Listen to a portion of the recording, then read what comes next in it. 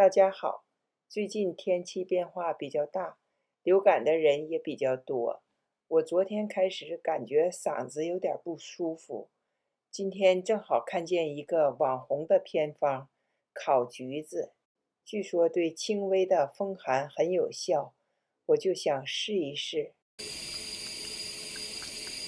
这是苏打粉，用小苏打粉再擦一擦。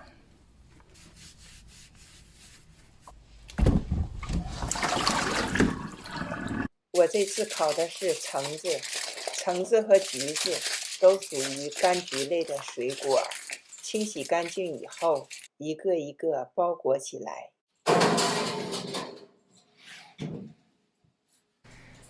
这个是华氏400度，先烤10分钟；230度，华氏450度，再烤10分钟。烤了20分钟以后，橙子还是硬邦邦的，我又烤了20分钟。现在把锡纸打开，再继续烤10分钟，给它上色。这个橘子烤好以后呢，把它切开，趁热吃。现在有一点烫手啊，我用小刀切，哇，烫手，可以用大一点的刀。这个皮就好剥了，如果是生的话是剥不下来的。这是橙子，不是橘子，橙子在不在里？好了，先给谁吃呢？哦，先给妈。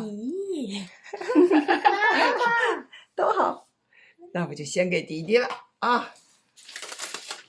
再给妈妈。感冒初期的时候，总是听老人说要多喝热水，多吃含有维生素 C 的食物。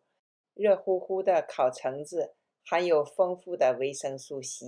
太棒了，要不然这皮的话剥不掉的。你去把它都吃了。这个给谁呢？给谁？说给谁？给你自己啊？给给我自己呀。给你呀，好吧，给你吧。那你吃不吃？我就吃最后一个了，我就让给你们吃啊。那你小还有好几个呀？对呀，还有好几个，对。那好几个挺吃的。对，然后还有 Mark 呢，我们还得给 Mark 吃一个呢。橙子烤好以后，特别容易剥皮，大人孩子都喜欢吃，但这不是药物，吃不好也不会吃坏，起码补充了维生素 C。